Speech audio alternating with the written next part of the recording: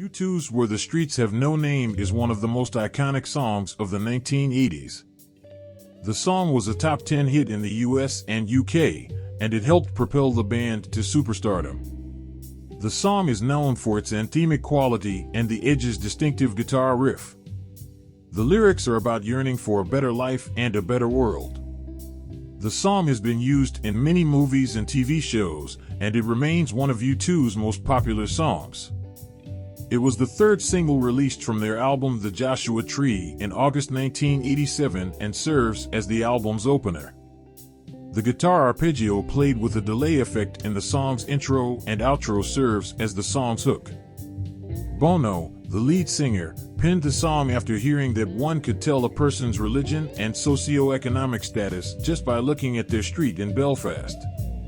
With the recording session going poorly, producer Brian Eno considered wiping the tapes and having the band start over.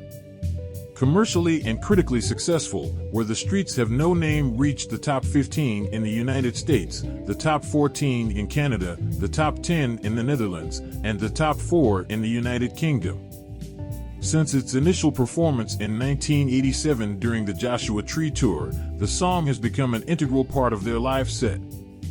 The music video, shot on a Los Angeles rooftop, was nominated for a Grammy and ultimately took home the trophy for Best Performance Music Video. Where the Streets Have No Name was based on a demo that guitarist The Edge wrote the night before the band picked up where they left off with the Joshua Tree recordings. He utilized a 4-track tape machine to record keyboards, bass, guitar, and a drum machine in an upstairs room of Mel Beach House, his new home. He conjured up the ultimate U2 live song by imagining what he would want to hear at a future U2 gig if he were a fan, realizing that the record sessions were winding down and that the band were short on excellent live tracks. After he finished the rough mix, he thought he had created the most amazing guitar part and song of his life. He remembered dancing and punching the air in joy because there was nobody else in the home to see the demo with him. The band was enthusiastic about the demo, but they had trouble actually recording the song. At the time, it sounded like a foreign language, but now we understand how it works, as bassist Adam Clayton put it. Despite extensive practice, the band was unable to perfect the arrangement, which featured 2 changes in time signature and numerous chord changes. Co-producer Daniel Lanois says that was the Science Project song. I remember having this massive schoolhouse blackboard, as we called them. I was holding a pointer, like a college professor, walking the band through the chord changes like a fucking nerd. It was ridiculous. According to the album's co-producer, Where the Streets Have No Name took up to half of the recording time. For weeks, the band tried to perfect a single take, but as Eno explained, the original version was plagued with flaws. They had worked so hard to replace every instrument take that nothing from the original performance was left. A lot of time had been spent on screwdriver work, so Eno decided it was best to begin again from square one. His plan was to have the song's recordings destroyed by faking an accident. He clarified that he wasn't trying to get them to give up on the song, but that he thought a new performance might provide better results. Flood claims that when engineer Pat McCarthy arrived at the control room and saw Eno about to wipe the records, he dropped the tray of tea he was carrying and physically detained Eno. This prevented the tapes from being erased. The final studio recording is a combination of various alternate performances. During the last months of tracking for the Joshua Tree, Steve Lillywhite mixed a number of tracks, including this one. Larry Mullen Jr., the band's drummer, subsequently remarked about the track, "It took so long to get that song right, it was difficult for us to make any sense of it. It only became a truly great song through playing live. On the record, musically, it's not half the song it is live." The idea that in Belfast, Northern Ireland, a person's religion and income might be determined by the street on which they resided inspired the lyrics. Visiting Ethiopia, Bono felt completely anonymous in comparison. He said the guy in the song recognizes this contrast and thinks about a world where there aren't such divisions, a place where the streets have no name. To me, that's the way a great rock and roll concert should be, a place where everyone comes together. Maybe that's the dream of all art, to break down the barriers and the divisions between people and touch upon the things that matter the most to us all. While on a humanitarian trip to Ethiopia with his wife, Ali, Bono created the lyrics. He initially jotted them down on an air sickness bag. He claims that the song is really about transcendence, elevation, whatever you want to call it. Bono stated that his earlier lyrics were almost like sketches, and that Where the Streets Have No Name is more like the U2 of old than any of the other songs on the LP, because it's a sketch. I was just trying to sketch a location, maybe a spiritual location, maybe a romantic location. I was trying to sketch a feeling. As a result of the lyrics' ambiguity, numerous interpretations have been proposed. According to journalist Michael Campbell, the lyrics express a message of hope and a desire for a world that is not divided by class, wealth, race, or any other artificial criterion. With regards to the location sung about by Bono, he stated, "I'm not sure, really, about that. I used to think it was Belfast." Journalist Neil Stokes hypothesizes that Bono and his wife Ali's experience in Ethiopia as relief workers inspired the album's title. The ambiguous lyrics have been met with conflicting reactions from Bono. "I can look at it now and recognize that the song has one of the most banal couplets in the history of pop music. But it also contains some of the biggest ideas. In a curious way, that seems to work. If you get any way heavy about these things, you don't communicate. But if you're flip or throwaway about it, then you do. That's one of the paradoxes I've come to terms with." Bono stated, "Lyrically it's just a sketch and I was going to go back and write it out," in a 2017 interview, indicating that he still believed the song's lyrics were unfinished.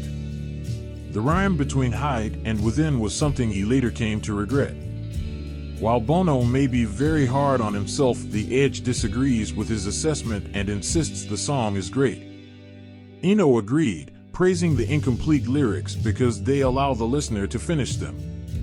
The video opens with an aerial image of a Los Angeles neighborhood, followed by radio broadcast excerpts with disc jockeys announcing that U2 will be playing a performance downtown that night, with attendance expected to exceed 30,000.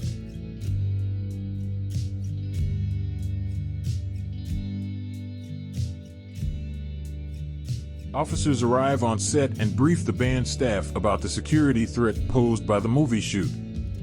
At the 2-minute mark, U2 can be seen playing Where the Streets Have No Name atop the liquor store on the corner of 7th and S Main Streets to an enormous throng gathered on the sidewalks below. A police officer announces to the stage workers at the end of the song that the show is about to be cut short, and then officers walk out onto the roof while the audience boos. A collaboration between Maya Davis, Michael Hamlin, and Ben Dossett, Where the Streets Have No Name is a powerful and moving music video. On March 27, 1987, the band filmed their music video on the rooftop of a downtown Los Angeles liquor store, and more than 1,000 people showed up to watch. The rooftop public performance was a nod to the Beatles' farewell concert as shown in the film Let It Be. The object was to close down the streets. If there's one thing people in LA hate, it's streets closing down, and we've always felt bands should shake things up. We achieved it because the police stopped us filming. Were we worried about being arrested? Not at the time," said Adam Clayton. At least 4 different renditions of Where the Streets Have No Name were performed by U2 throughout their 8-song set for the filming. It took a week of preparation to reinforce the liquor store's ceiling so that it wouldn't cave in case a mob of fans broke in during filming. To ensure that production could continue even if the authorities cut electricity to the main generator, a backup generator was installed on the roof. The video's depiction of the police trying to halt recording over safety concerns is based on real events. Following an altercation with law enforcement, Hamlin was nearly taken into custody. Avis claims that being busted was a vital part of the strategy and that the events seen in the film are an accurate representation of what happened that day.